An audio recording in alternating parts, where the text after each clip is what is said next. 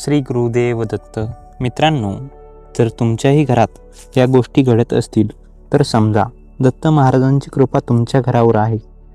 मित्रांनो, कधीकधी आपल्या घरात काही अशा गोष्टी घडतात ज्यांचं कारण आपल्याला समजत नाही.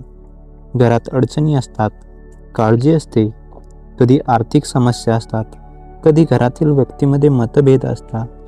पण तरीही काहीतरी असं घडतं ज्यामुळे अचानक मनाला शांतता मिळते. मित्रांनो, कधी घरात दत्त महाराजांचं नाव वारंवार ऐकू येतं, कधी अचानक दत्त मंदिरात जाण्याची इच्छा होते, कधी घरात पूजा करताना मन एकदम प्रसन्न होतं, तर कधी मोठं संकट येऊनही शेवटच्या क्षणी त्यातून मार्ग मिळतो. तर मित्रांनो, भक्तीच्या श्रद्धेनुसार अशा अनुभवाकडे दत्त महाराजांच्या कृपेची आठवण म्हणून पाहिलं जातं. भगवान दत्तात्रेयांना ज्ञान, गुरुत्वत्व आणि आध्यात्मिक मार्गदर्शनाचे प्रतीक मानले जाते. महाराष्ट्रात दत्तभक्तीची एक मोठी परंपरा आहे. मित्रांनो, आजच्या ह्या व्हिडिओमध्ये आपण अशाच 10 गोष्टी जाणून घेणार आहोत ज्यामुळे असं कळतं की तुमच्याही मागे दत्तगुरूंची कृपा आहे. तर मित्रांनो, पण तुम्ही आपल्या यूट्यूब चॅनलवरती नवीन असाल तर आत्ताच आपले यूट्यूब चॅनल नामस्पंदनला सबस्क्राईब करा आणि कमेंटमध्ये श्री गुरुदेव दत्त लिहा. तर मित्रांनो, त्या कोणत्या गोष्टी आहेत त्या आपण पाहणार आहोत. तर मित्रांनो, त्या कोणत्या गोष्टी आहेत त्या आपण पाहणार आहोत. तर मित्रांनो, पहिली गोष्ट, घरात दत्त महाराजांचं नामस्मरण वाढतं. मित्रांनो, तुमच्याही घरात आधी दत्त महाराजांची फारशी चर्चा होत नव्हती, पण अचानक घरातील कोणीतरी म्हणायला सुरुवात करतं, श्री गुरुदेव दत्त.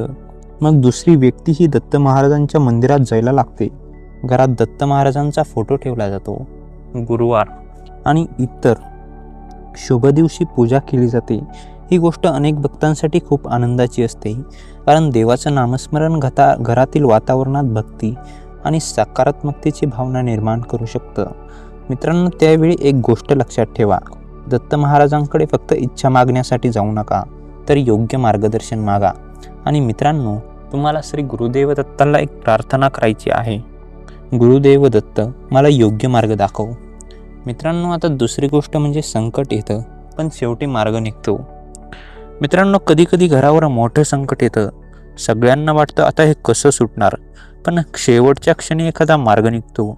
एखादी व्यक्ती मदतीला येते, अडकलेलं काम अचानक होतं, नोकरीची संधी मिळते, पैशाची अडचण काही प्रमाणात दूर होते किंवा एखादा महत्त्वाचा निर्णय योग्य वेळी घेतला जातो.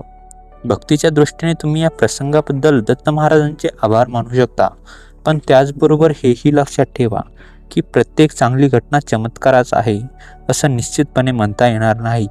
मित्रांनो, यासाठी कृतज्ञता ठेवणं महत्त्वाचं आहे. आता मित्रांनो, तिसरी गोष्ट म्हणजे घरात विनाकारण शांतता आणि प्रसन्नता जाणवते.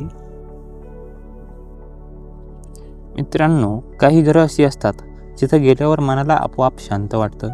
घर साधं असतं, मोठी सजावट नसते, पण वातावरणात एक वेगळीच प्रसन्नता असते.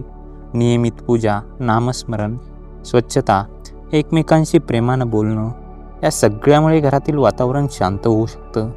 मित्रांनो, दत्त महाराजांच्या भक्तीत ज्ञान, शांती आणि आत्मचिंतनाला महत्त्व दिलं जातं. म्हणून घरात देवाची पूजा करत असाल तर त्यासोबत घरातील माणसांशी प्रेमाने वागणं तितकंच महत्त्वाचं आहे. मित्रांनो, बाकीच्या गोष्टी आपण दुसऱ्या पार्टमध्ये बघणार आहोत. पण मित्रांनो, जाता जाता आपल्या व्हिडिओला एक लाईक आणि चॅनलला सबस्क्राईब करा. आणि मित्रांनो, तुम्ही जर दत्त महाराजांचे भक्त असाल तर आत्ताच कमेंटमध्ये श्री गुरुदेव दत्त अशी कमेंट करायला विसरू नका. भेटूयात पुढच्या पार्टमध्ये. तोपर्यंत श्री गुरुदेव दत्त.